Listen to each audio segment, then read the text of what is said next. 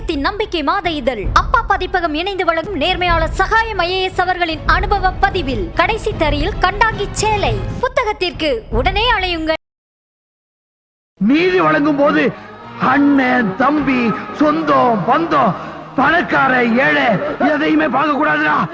நாயத்தை மட்டும் தான் சொல்லணும். அனைவருக்கும் வணக்கம். சென்னை IIT-னுடைய இயக்குனர் காமகோட்டி எல்லாருக்கும் தெரிந்த நபர், பெரிய ஸ்காலர். அவர் பொறியியல் படித்து முனைவர் பட்டம் படித்து முதுமுனைவர் பட்டம் படித்து ஒரு கணினி துறையில் மிகச்சிறந்த சாதனைகளை செய்யக்கூடிய ஆற்றல் மிகுந்தவர்.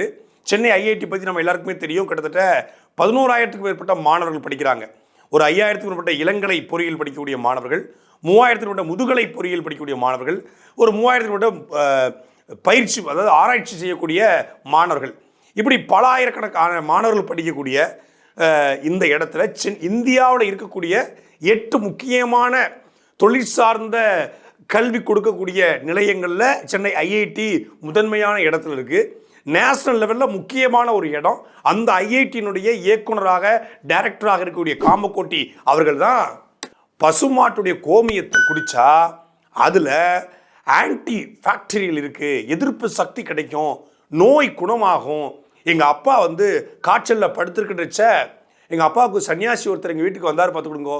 அவர் இந்த மாதிரி மாட்டு கோமியம் குடிங்கோ, பசுமாட்டு கோமியம் குடிங்கோ அப்படின்னு சொன்னால் அதை எங்கள் அப்பாவுக்கு கொடுத்தோம். உடனே 3 நாட்களில் அந்த காய்ச்சல் சரியாயிடுது.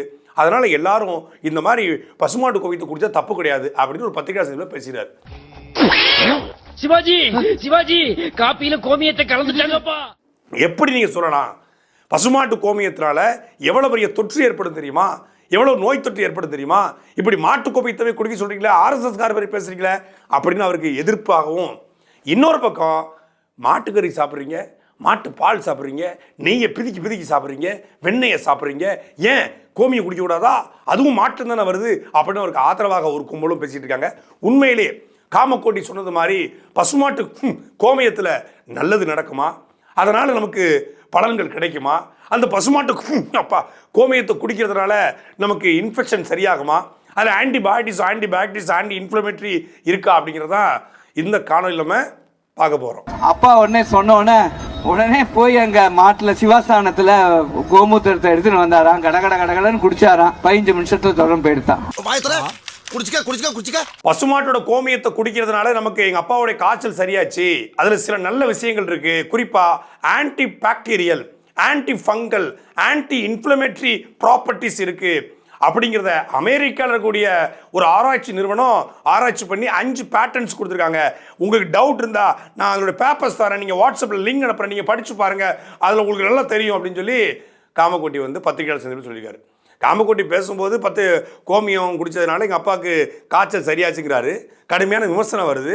விமர்சனம் வந்தோடனே பத்திரிகையாளர் சந்திப்பு நடத்தி அவருடைய தன் கருத்துக்கு மறுப்பு தெரிவிக்கல. அந்த கருத்துக்கு என்ன சொல்கிறார் அப்படின்னா, அமெரிக்காவில் 5 பேட்டன்ஸ் பண்ணியிருக்காங்க, ஒரு ஆய்வு நிகழ்த்தியிருக்காங்க. அந்த ஆய்வு முடிவுகள் என்ன சொல்லுதுன்னா, கோமியத்துக்குள்ள, குறிப்பாக பசுமாட்டுடைய கோமியத்துக்குள்ள, பசுமாட்டுடைய அந்த மூத்திரத்தில், பசுமாட்டுடைய அந்த யூரின்ல anti inflammatory agents properties, anti fungal, anti bacterial இதெல்லாம் இருக்குது. இந்த 3 இருக்குது. அதனால் அதை குடித்தா உடம்புக்கு நல்லதுங்கிறாங்க. நீங்கள் குடிப்பீங்களா மிஸ்டர் காமகோட்டி அப்படின்னு பத்திரிகையாளர் கேட்குறாங்க. S of course. எங்களுக்கு அது ஒரு என்ன சொல்கிறது, சாட்சாங்கமாக அது ஆச்சாரமாக இருக்கக்கூடிய குடும்பங்களில் அந்த மாதிரி குடிக்கிற பழக்கம் இருக்குது. ஏன் பஞ்சகவியாக கூட நாங்கள் குடிக்கக்கூடிய ஒரு வழக்கம் எங்ககிட்ட இருக்குன்றாரு. அப்போ நீங்கள் ஒன்று செய்யுங்களேன், காலையில் காஃபிக்கு பதிலாக, மத்தியானம் டீக்கு பதிலாக, சாயந்தரம் காப்பிக்கு பதிலாக ஏன் நீங்கள் மாட்டு மூத்திரத்தை குடிக்கக்கூடாது மிஸ்டர் காமகோட்டி அப்படின்னு பத்திரிகையில் யாரும் கேட்கல. நானாக இருந்தால் கேட்டிருப்பேன். அதான் அதோட ப்ராப்பர்ட்டிஸ் இருக்கு இல்லையா? இப்போ அதில் இப்போ இந்த anti fungal, anti bacterial, anti inflammatory properties அதில் இருக்கா இல்லையாங்கிறது சயின்டிஃபிக்காக வேணும். சயின்டிஃபிக்காக ஒரு 5 பேப்பர் இருக்குது. 5 பேப்பர் அனுப்புகிறேன் நான் உங்களுக்கு. அதை நீங்கள் பார்த்து நீங்கள் அப்ரோச் பண்ணுறீங்க. பென்சிலின் ஆரம்பிச்சு penicillin, amoxicillin, doxycycline, azithromycin, cephalosporin, cefixime, cefotaxime, piperacillin, tazobactam, amoxicillin with clavulanic acid இப்படின்னு பல்வேறு வகையான antibiotics, levofloxacin, ofloxacin, norfloxacin, ampicillin, amoxicillin, இன்னைக்கு இத்தனை வகையான ஆன்டிபயோட்டிக்ஸ் இருக்கு. இதெல்லாம் எதற்காக கண்டுபிடிக்கப்பட்டுச்சு? இதெல்லாம் வேண்டாங்க. ஆம்பிசிலின் வேண்டாம், அமாக்சிலின் வேண்டாம், செப்ளோஸ்பரின் குரூப் வேண்டாம், தேர்ட் ஜெனரேஷன் செப்ளோஸ்பரின் வேண்டாம், செஃபோடாக்சி வேண்டாம், செபிக்சி வேண்டாம், கோமியத்தை குடிச்சு போயிடலாமே. எதுக்கு அசித்ரோமைசின்? கோமியத்தை கொடுத்தாலே உடம்புல கூடிய தேமல் சரியாயிரும், ஃபங்கல் சரியாயிரும், டிசீஸ் சரியாயிரும். அப்படின்னா எதுக்கு ஃப்ளூக்னோசோல், எதுக்கு கிளாட்ரிமோசோல், எத்தனையோ ஆன்டி ஃபங்கல் ஏஜென்ட்ஸ் இருக்கு, அதெல்லாம் எதுக்கு? அதெல்லாம் போடாதீங்க. இந்த கிளாட்ரிமோசோல் க்ரீம்லாம் தடவாதீங்க, மைக்ரோசோல் தடவாதீங்க, ஃப்ளூக்னோசோல் டேப்லெட் சாப்பிடாதீங்க. கோமியத்தை எடுத்து உடம்புக்கு தேய்ச்சிக்க வேண்டியதானே. ஒருவேளை கோமியத்தை உடம்புக்கு தேய்ச்சதுனால தான் காமக்குட்டி நல்லா கலராக இருக்காரோ?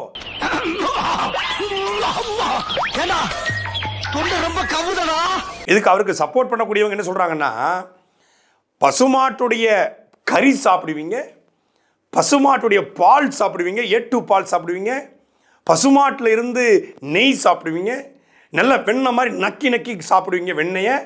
ஆனால் கோமியை மட்டும் குடிக்க மாட்டீங்களான்னு கேட்குறாங்க. கோழி கறி தான் சாப்பிட்றல, அப்போ கோழி போடுற இதை சாப்பிட வேண்டியதானே அப்படின்னு சொல்லுவியா?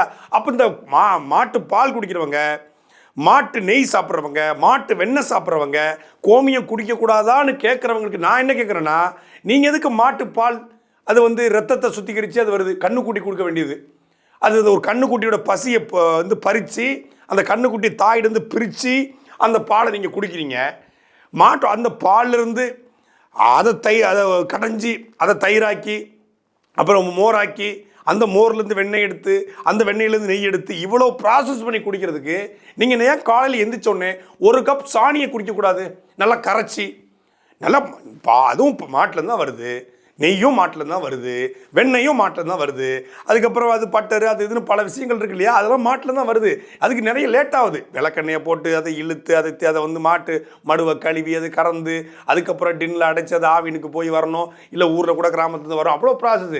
நேரடியாக போங்க, சட்டியை கொண்டு போங்க, காலையில் எந்திரிச்ச உடனே 7 மணிக்கு 6 மணிக்கு எந்திரிச்சிருவீங்களா, 5:30 மணிக்கு எந்திரிச்சிங்களா, 5:30 மணிக்கு எந்திரிச்ச உடனே மாட்டு பக்கத்தில் டேரெக்டாக குடிச்சிட வேண்டியதானே, அப்படி பார்த்துட்டு குடிச்சிட வேண்டியதானே, இல்லை அது மாட்டு சாணத்தை போட்டு அப்படி கரைச்சிக்கிட்டு ஆளுக்கு ஒரு கப் குடிச்சிட வேண்டியதானே. நீங்க எதுக்கு கொரோனா வேக்சின் போட்டீங்க? எல்லாரும் இந்த கும்பல் அத்தனை பேரும் கொரோனாக்கு வேக்சின், கோவேக்சின் போட்டான், கோவிஷீல்டு போட்டான். எதுக்கு போட்ட? சாணத்திற்கு மூஞ்சில பூசிக்க, கோமியத்திற்கு குடிச்சிக்க, கோவேக்சின் சரியாற போகுது. இந்த பயலுகை எவனோ இந்த கோமியத்தை குடிக்கணும்னு சொல்ற எவனோ ஹாஸ்பிட்டல் பக்கம் போகக்கூடாது, போனால் ட்ரீட்மெண்ட் கொடுக்கக்கூடாது. இந்திய மருத்துவ சங்கத்தினுடைய தலைவர்கள், தமிழக மருத்துவ சங்கத்துடைய தலைவர்கள் நேரடியான டிபேட்டுக்கு காமக்கூடி அழைக்கிறாங்க. நீங்கள் தமிழ்நாட்டை பின்னோக்கி தள்ளாதீங்க. 10,000 மாணவர்கள் படிக்கக்கூடிய ஒரு மிகச்சிறந்த ஐஐடியினுடைய நிறுவனராக இயக்குநராக இருந்து கொண்டு மாணவர்களை பிற்போக்கு தரத்துக்கு தள்ளாதீர்கள். மரியாதைக்குரிய காமக்கோட்டி அவர்களே, இந்த மாட்டு மூத்திரத்தை குடிப்பதன் மூலமாக, கோமியத்தை குடிப்பதன் மூலமாக, அதன் மூலமாக நாடா புழுக்கள் உருவாகி மூளையில் போய் உட்கார்ந்து மூளை காய்ச்சல் வருவதற்கான வாய்ப்புகள் இருக்கிறது. இந்த சாணியிலிருந்து புழுக்கள் உருவாகி அது மனிதனை கொல்லக்கூடிய அளவுக்கான நிகழும். சாணியை கரைச்சி வீடு தெளிச்சாங்க ஒரு காலத்தில். அன்னைக்கு இருந்த நாட்டு மாடு என்பது வேறு. அன்னைக்கு இருந்த நாட்டு மாடு இயற்கையான புல்லை சாப்பிட்டுச்சு, இயற்கையான வைக்கோலை சாப்பிட்டுச்சு, இயற்கையான தவிடு சாப்பிட்டுச்சு, இயற்கையான இருக்கக்கூடிய வீட்டில் இருக்கக்கூடிய காய்கறிகளை சாப்பிட்டுச்சு, அதில் ஆரோக்கியமாக வளர்ந்துச்சு. அந்த நாட்டு மாட்டில் வரக்கூடிய சாணம் நல்லா மணக்கும். அதை எரித்து சாம்பலாக பூசிக்குவாங்க, திருநீருக்கு அமைப்பாங்க. அதை வயல்வெளிகளுக்கு உரமாக போட்டாங்க. மாட்டு சாணத்தை போட்டால் நெல் வளருது, கத்திரிக்காய் வளருது, தக்காளி வளருது, மிளகாய் வளருது, வாழை வளருது, தென்னை வளருது. வயல்வெளிக்கு போட்டாலே வளருது. கோமியத்தை போடுறாங்க. பஞ்ச கவியங்கிற பேரில் மாட்டில் இருக்கக்கூடிய அந்த 5 பொருட்களை பஞ்சகவியமாக மாற்றி இயற்கை விவசாயத்துக்கு பயன்படுத்துகிறாங்க. அப்படி பயன்படுத்தும் நாம ஏன் குடிக்கக்கூடாது? டெமோக்ரானை கூட தான் ஊற்றுனா நெல் வளருது. நீ குடிப்பியா டெமோக்ரானை? பூச்சி மருந்தை குடிப்பியா? நாட்டு மருந்துகள், பாரம்பரிய மருந்துகள், சித்த மருந்துகள், ஆயுர்வேத மருந்துகள் இருக்குது. அதை ப்ரொமோட் பண்ணலாம், தப்பு இல்லை. ஒரு ஐஐடியினுடைய இயக்குனராக நம்மளுடைய நாட்டு மருந்துகள் இருக்குது. இந்த அலோபதி வேண்டாம், இதுக்கு மாற்றாக ஒரு தூதுவாழை அப்படிங்கிற ஒரு சாதாரண ஒரு செடியில், ஒரு முள்ளக்கூடிய செடியில் அவ்வளவு மருத்துவ குணங்கள் இருக்குது. சுக்கு, மிளகு, திப்பிலி, கருப்பட்டி இடித்து வச்சு அதை காலை மாலை சுட்டு வந்தால் தொண்டையினுடைய புண்ணு சரியாயிரும், லங்ஸினுடைய புண்கள் சரியாயிரும், சுவாச கோளாறு இருக்காதுன்னு சொல்லி சித்த மருத்துவ குறிப்புகள் சொல்லுது. அதை சாப்பிட்றாங்க. அதை ப்ரொமோட் பண்ணலாம், தப்பு கிடையாது. இயற்கையாக இருக்கக்கூடிய உணவுகளை சாப்பிடுங்க, இயற்கை விவசாயத்துக்கு திரும்புங்க, பாரம்பரிய நெல்லை சாப்பிடுங்க, பாரம்பரிய குதிரவாளி வரகு திணை சாமையை சாப்பிடுங்க, நம்முடைய பாரம்பரிய தக்காளிகளை மீட்டெடுங்க, விதையுள்ள தக்காளிகளை சாப்பிடுங்க, விதையுள்ள கத்திரிக்காய்களை கண்டுபிடிங்க, நல்ல நாட்டு முருங்கைகளை சாப்பிடுங்க, நாட்டு கீரைகளை சாப்பிடுங்க, நாட்டு வாழைப்பழங்களை சாப்பிடுங்க அப்படின்னு சொன்னால் அது பாராட்டுக்குரியது, வரவேற்கத்தக்கது. அதில் மருத்துவ குணங்கள் இருக்கிறது. உணவே மருந்தாக முறையில் பலகார சிந்தாமணிங்கிற நூலில் எக்கச்சக்கமான மருத்துவ குறிப்புகளை தமிழர்களுக்கு உணவின் மூலமாக கடத்திருக்காங்க. அதை சொல்கிறாங்க. அதை அண்ணன் சீமான் சொல்கிறாரு, நாம் தமிழ் சொல்கிறது, ஐயா நம்மாழ்வார் சொன்னாங்க, நெல் ஜெயராமன் சொன்னாங்க, எத்தனையோ இயற்கை ஆர்வலர்கள், சுற்றுச்சூழல் ஆர்வலர்கள், இந்த மாதிரியான பாரம்பரியத்தை மீட்டெடுக்கக்கூடிய ஆர்வலர்கள் அது குறித்து பேசுகிறாங்க. அது வரவேற்கத்தக்கது, பாராட்டுக்குரியது, அது நடைமுறைப்படுத்தப்படணும். ஆனால் காமக்கொட்டி சொல்லியிருக்குது, மூத்திரத்தை குடிக்க சொல்லியிருக்கீங்களே. நாங்கள் வந்து ஒரு வருஷத்தில் எங்களுக்கு சில பண்டிகைகள் வரப்போது நாங்கள் பஞ்சகவியம் சாப்பிட்றோம். நான் பஞ்சகவியம் சாப்பிடுவேனான்னு கேட்குறேன். சாப்பிடுவேன், நிச்சயமாக சாப்பிட்றேன். இதே காமக்கொட்டி அவர்கள் வந்து இயற்கை விவசாயம் பண்ணுறாராம். நான் ஒரு விவசாயி என்பதனால் இதை சொல்கிறேங்கிறாரு. அவர் ஆக்சுவலாக ஒரு பொறியியல் அறிஞர். அந்த துறையில் கணினி துறையில் இன்றைக்கி இருக்கிற ஏஐ டெக்னாலஜியில் அவர் பெரிய எக்ஸ்பர்ட்டாக இருக்கலாம். அது குறித்த அவர் பேசும்போதோ அது குறித்த கண்டுபிடிப்பில் ஈடுபடும் போதோ அது பெரிய ஊக்கத்தை தரும். அப்படிப்பட்ட ஒருத்தர் இயற்கை விவசாயம் இருக்கக்கூடாதா? இருக்கலாம். அது வரவேற்கத்தக்கது, பாராட்டுக்குரியது. பஞ்சகவியத்தை அவருடைய தோட்டங்களில் பயன்படுத்திட்டோம்.